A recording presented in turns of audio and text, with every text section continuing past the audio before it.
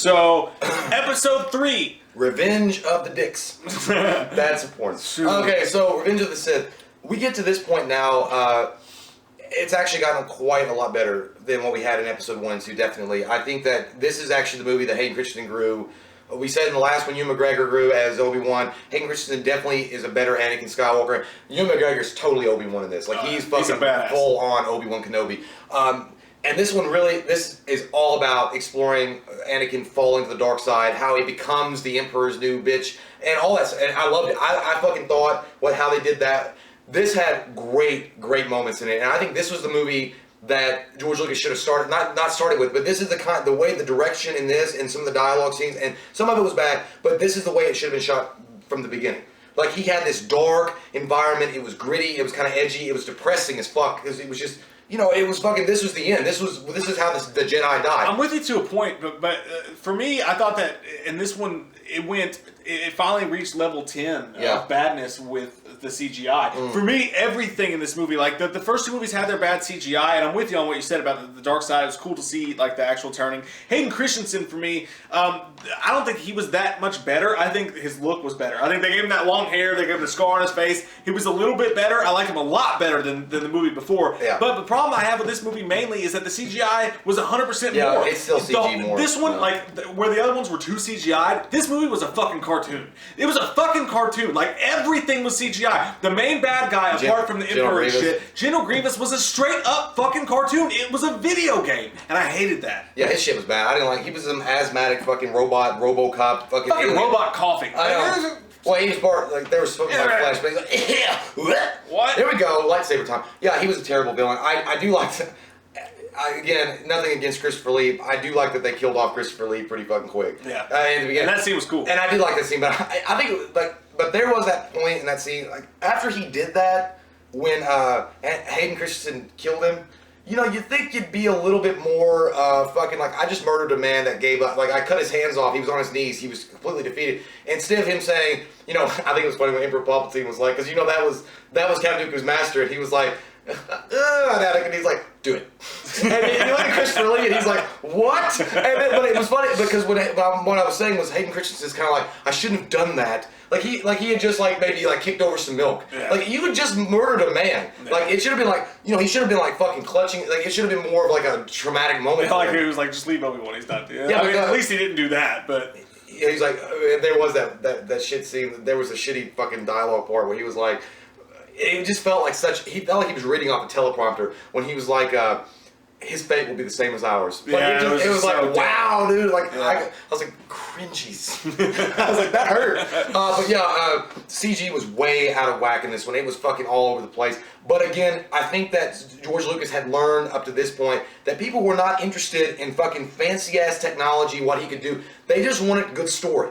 Good story will make up 9 times out of 10, no matter fucking what budget you got for special effects. If you got a great story and great characters, people are going to fucking love it. Yeah. And I think he did a better job portraying those characters with dialogue than he had before. And I think that I actually kind of bought more into, they still don't look like the chemistry was there, but Natalie Portman and Hayden Christensen, it was kind of better than it was. That creepy shit was gone, at least it felt. And they were like, just, you know, I think Luke was like, fucking, well, fast forward, they're in this secret marriage at the end of episode 2. Cool, and now she's pregnant.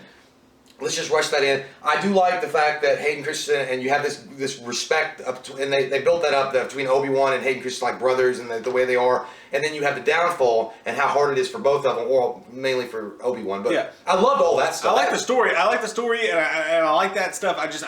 For me, the special effects were the worst. And I also did like, one of the few things I did like a lot about this movie was when they finally do get to General Grievous, who I fucking hate. That was so bad. Yeah, he was fucking terrible. When they finally get to him and he pulls out the 4 lightsabers. I didn't like it. And it was Obi-Wan versus guy. I thought that was badass, dude. I just didn't like it. Like a fucking, like a lawnmower just dung, dung, dung, dung. I'm gonna keep doing this and I'm gonna keep stepping forward, somebody stop me. And I thought that scene was badass. If I'd been Obi-Wan at that, I was like, fuck it. I don't know if I thought he was gonna throw his lightsaber at him. Well, I just didn't understand, like, he's a fucking... I don't know, I'm getting off topic with it, but I always thought that only Force sensitives could use the lightsabers correctly. I mean, I know he's part robot, but he's not even a fucking jet. He's not. He said he was taught. He's not. He's a fucking robot. He has no force. He's not.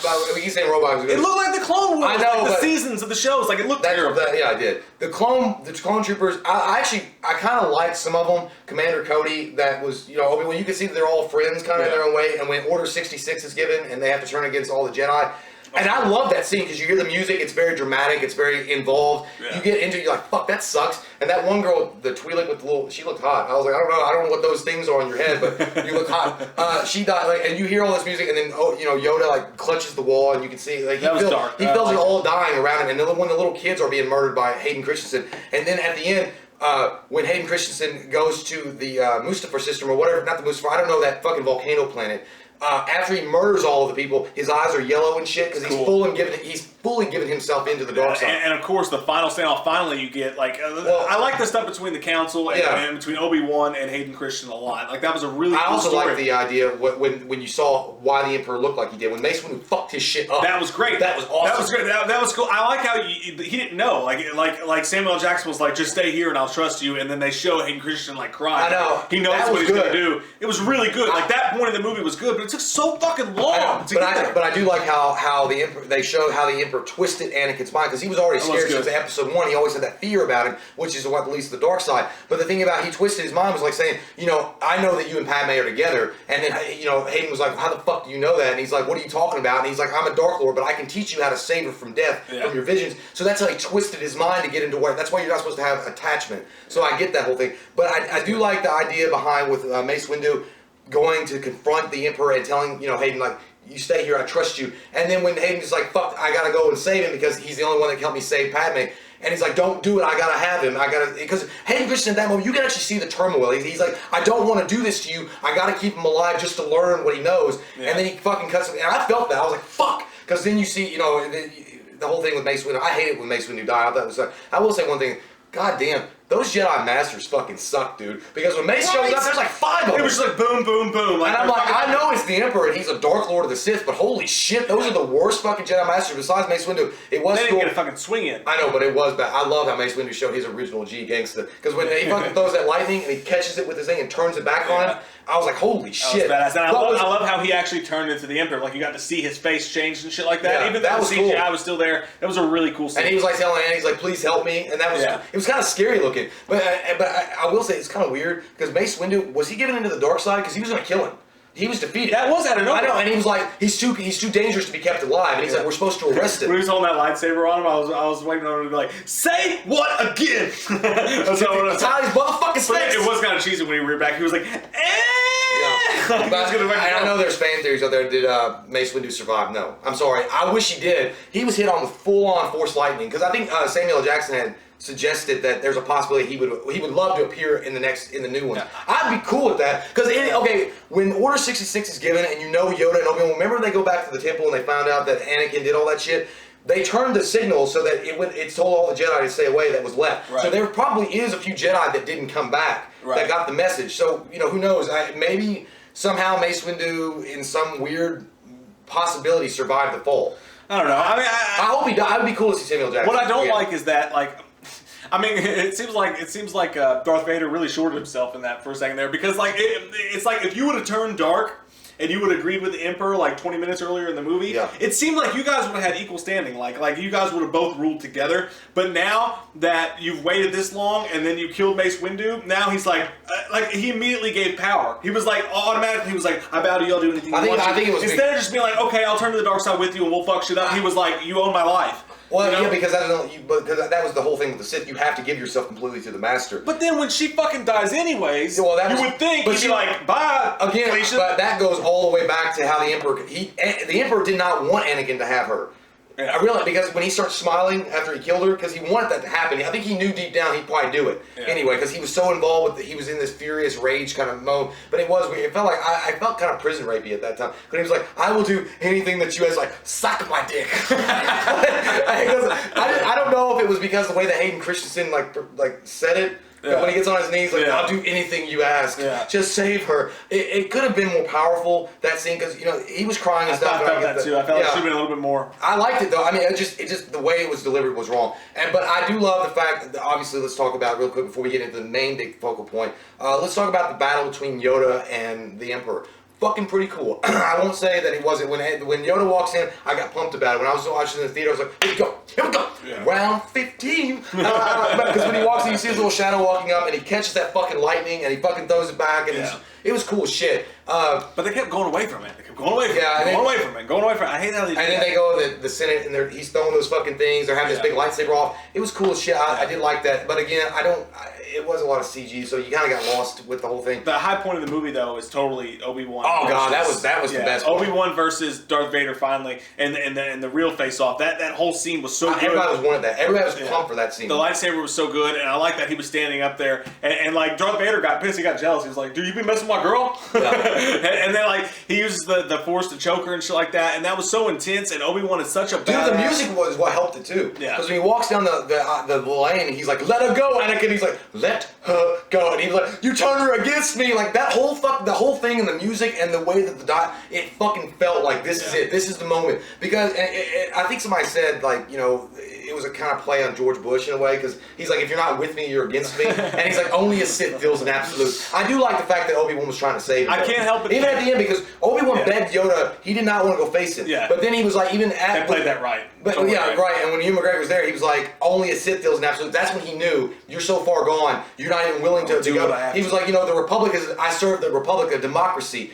And he was like, in my empire. And he's like, so only Sith deal in absolutes. Yeah. So, and I will say this, though. I mean, after watching these 3 movies, I can't help but think, man, if you cut out a bunch of shit, like, okay, if you cut out the pod racing, and you cut out the nincompoop stuff, and you cut out Jar Jar Binks, and you cut out all the fucking self-serving stuff that they did to sell toys and do the shit that they did in this movie, and you made all 3 of these movies a 3.5-hour epic, it would be one of the greatest movies of all time, minus bad CGI. Like, if you just had, like, you have the Darth Maul, the good, if you take the good out of all 3 of these movies, you would have one amazing movie. Holy shit. The thing is, I think that, again, when I talk about Revenge of the Sith, I think it was that at that moment, maybe a little bit too late, George Lucas realized, look, people just wanted a great story. They didn't care about the extra CG shit. They didn't care that you could make a fucking amazing looking sky with a bunch of computer technology or 18,000 droids running around. They just wanted a cool ass story. And finally, at least towards the end of this movie, you get that. You get all the cool stuff happening. At the same time, though, in this movie, like, he went crazy. Like, even people's fucking clothes were CGI.